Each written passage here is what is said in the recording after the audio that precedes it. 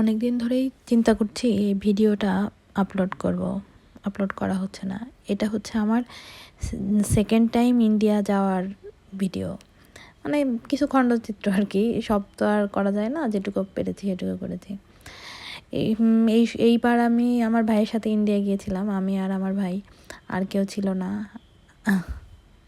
এবং first time আমরা মুকুন্দপুরে গিয়েছিলাম। মুকুন্দপুর হচ্ছে ইন্ডিয়ারই আরেকটা জায়গা। আমরা অনেক জায়গায় থেকেছি, তার মধ্যে সেকেন্ড টাইম আমরা মুকুন্দপুর যেয়েছিলাম আমি আর আমার ভাই হোটেলে। ওখানে বেশ সুবিধা, ওখানে অনেক কমের মধ্যে পাওয়া যায়। আর ওটা খানিকটা বাঙালি টাইপের, ওখানে আশেপাশে অনেক হসপিটাল, তো বাঙালিদের কালচার ওরা খুব ভালো বোঝে, সব কিছুই পাওয়া যায়। এবং আমরা অনেক জায়গায় গিয়েছিলাম ওইবার, বা আমরা আর কি আমাদের গণ্ডির বাইরে, যেহেতু আমরা খুব বেশি দুজনের একজনও চিনিও না, আবার আমরা রুগীও না। যে ভিডিওটা দেখছেন এটা হলো হাওড়া ব্রিজের ভিডিও। হাওড়া ব্রিজ বেশ বড়। আমরা প্রথম হাওড়া ব্রিজে গিয়েছিলাম।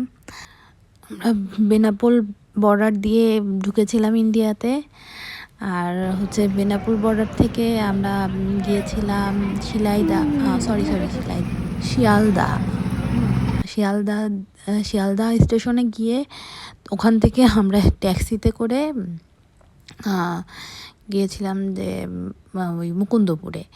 হ্যাঁ, আর আমরা এইটা শিয়ালদা যেতে হয় হচ্ছে যশোর রোড হয়ে যায়, আর ট্রেনে গেলে বনগাঁও দিয়ে যায়, আর যদি আপনি বাসে যান তাহলে যশোর রোড দিয়ে যায়।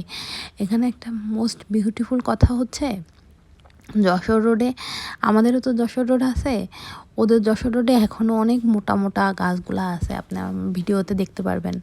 কিন্তু আমাদের যশোর রোডের গাছগুলা কেটে ফেলছে। ওদের অনেক পুরনো গাছগুলো এখনও বোঝা যায় যে ওই একই টাইমে হয়তো বা লাগানো, যেটা বাংলাদেশের যশোর রোডে একই টাইমে লাগানো হয়তো বা, কিন্তু বাংলাদেশ সরকার বা বিভিন্ন রাজনৈতিক কারণে ওটা তখন কেটে ফেলছে, কিন্তু ওদেরটা কাটে নাই। হ্যাঁ, এটা খুব দেখতে ভালো লাগে। এবং যশোর রোড খুব আপন লাগে, যেহেতু আমাদের বাড়ি ঝিনাইদা, আমার নানা বাড়ি যশোর, আমার আন্টির বাড়ি হচ্ছে নড়াইল, দেন আমার আম্মুর নানি বাড়ি মাগুরা। আমরা ওই এলাকা দিয়েই থাকি, তো আমাদের আত্মীয় স্বজন ওই যশোর, কুষ্টিয়া, নড়াইল এইগুলা দিয়েই আছে, তার মানে খুলনার ভিতরে ম্যাক্সিমাম আত্মীয় স্বজন।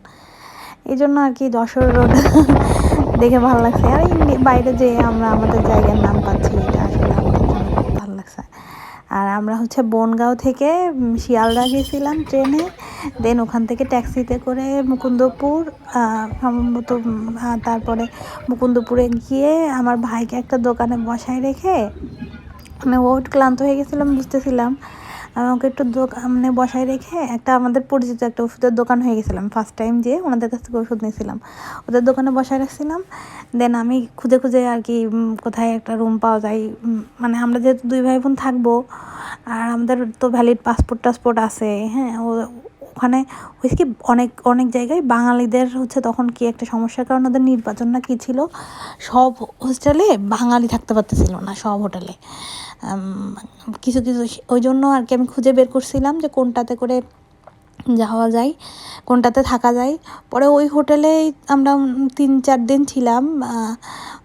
প্রতিদিন দেখতাম মানুষ হচ্ছে রাত জান্নাতে দেখতাম মানুষ যখন ওই হোটেলের ঠিক সামনেই একটা মন্দির ছিল, সেই মন্দিরে মানুষ যখন রাস্তাতে সকালবেলা যাইতো, যাওয়ার মন্দিরের সামনে যেয়ে ওখানে একটা দাঁড়ায়, ওরা হচ্ছে প্রণাম দিয়ে 2 হাত জোর করে আর কি নমস্কার বা প্রণাম দিয়ে দেন চলে যাইতো। এটা খুব ভালো। এটা হচ্ছে এটা যখন আপনি হচ্ছে বাঙালি এলাকায় থাকবেন গিয়ে, যেমন মার্কুইজ স্ট্রিটে, তখন আপনি এইগুলো পাবেন না। মার্কুইজ স্ট্রিটে সব পাওয়া যায়, হ্যাঁ, মানে বাঙালি কালচার পুরো একদম মনে হয় যে আমরা ঢাকায় আছি এরকমই লাগে, অথবা বাংলাদেশেই আছি এরকম লাগে। কিন্তু আপনি যখন একটু দূরে অন্য কোনো এলাকায় থাকবেন, তখন আপনি বুঝতে পারবেন যে ইন্ডিয়ানরা কীরকম। আসলে জেনারেল পিপল আমার মনে হয় সব জায়গায় সবাই খুব ভালো, ওরাও খুব ভালো। এরকম আমরা যেসব দেখি বা আমরা যেসব বলি সেটা 1-2জনকে দিয়ে বিচার করি, কিন্তু হচ্ছে আসলে জেনারেল পিপল সবাই খুব ভালো, কেউই এরকম কাউকে নিয়ে কিছু করে না, তারা তাদের মতো থাকে, তাদের মতো কাজকর্ম করে। আর হচ্ছে ওদের বেশ কালচারাল প্রোগ্রাম হয় বিভিন্ন জায়গায়, আর ওদের সকালবেলা ওদের মোটামুটি এত ফুল পাওয়া যায়। সকালে যদি আপনি ভোরে 6টার দিকে বের হন, রাস্তায় দেখবেন ফুলের বিভিন্ন জবা ফুল, দেন গাঁদা ফুল বিভিন্ন কালারের, রজনীগন্ধা, অর্কিড, বিভিন্ন টাইপের ফুল। হ্যাঁ, এত এত জবা ফুল, মানে ওই যে পূজা করে তো ওই জন্য ওরা সকালবেলায় এটা বিক্রি করে। দেন পূজার বিভিন্ন ম্যাটেরিয়ালস পাওয়া যায়। তারপরে হচ্ছে যেগুলা হচ্ছে কাঁসার জিনিসপত্র, বিভিন্ন জিনিস, তারপর ওরা সুন্দর সুন্দর পূজার জিনিস বানায়, তারপরে দিয়া জ্বালায় সকালবেলা, স্টেজ সাজায়। এটা হলো ওদের কালচার। আমাদের যেমন ঢাকায় যেমন বা বাংলাদেশে যেমন একটু পরপরই মসজিদ পাওয়া যায়, ওদের ওরকম একটু পরপরই মন্দির পাওয়া যায় ইন্ডিয়াতে। আর আমরা যখন সেকেন্ড টাইম ইন্ডিয়া গেছিলাম তখন আমরা বিভিন্ন ওই দিয়া যেহেতু আব্বু আম্মু ছিল না, তো আমি আর আমার ভাই ছিলাম, ওর একটু ডক্টর দেখাইছিলাম। তারপর আমরা ফ্রি ছিলাম, আমরা হচ্ছে হাওড়া গেছিলাম। হাওড়া স্টেশন থেকে আমরা ওখানে হাওড়া কোনোটা স্টেশন, আবার কোনোটা হচ্ছে জংশনে হচ্ছে সব গাড়ি এসে দাঁড়ায়, আর স্টেশনে সব গাড়ি দাঁড়ায় না। আমরা হচ্ছে হাওড়া, লিলুয়া, বেলুড়, বালি, উত্তরপাড়া, হিন্দু মোটর, কন্দনগর, বিশরা, শ্রীরামপুর, শেওড়াপুলি, বৈদ্যবাটি, ভদ্রেশ্বর, মানকুণ্ড, চন্দননগর, তারপর চোসরা, তারপরে হচ্ছে হুগলি।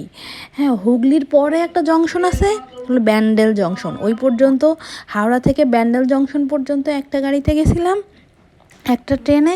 ওইটার টিকিট নিয়েছিল সম্ভবত 30 টাকা করে। অনেক দূর এখান থেকে মোটামুটি যশোর। হ্যাঁ, দেন ব্যান্ডেল জংশন থেকে আমরা আর একটা ট্রেনে উঠছিলাম, সেটাতে করে আমরা বাঁশবাড়ি, ত্রিবেণী, কুন্তিনগর, ডুমুরদহ পর্যন্ত গেছিলাম। ওইটা মনে হয় 10 টাকার টিকিট ছিল সম্ভবত। বেশ ভালো, এবং অনেক ফাঁকা জায়গা। কিন্তু ফাঁকা জায়গা হইলেও ইন্ডিয়াতে হয়তো বা ট্যাক্সের প্রবলেম কিনা জানি না, বাড়িঘরে ওরা অত বাড়িঘর খুব একটা করতে চায় না। ওরা খুবই অল্প জায়গার মধ্যে কনজাস্টেড ভাবে থাকে, অল্প জায়গার মধ্যে থাকে, ঝামেলা নাই। ধন্যবাদ।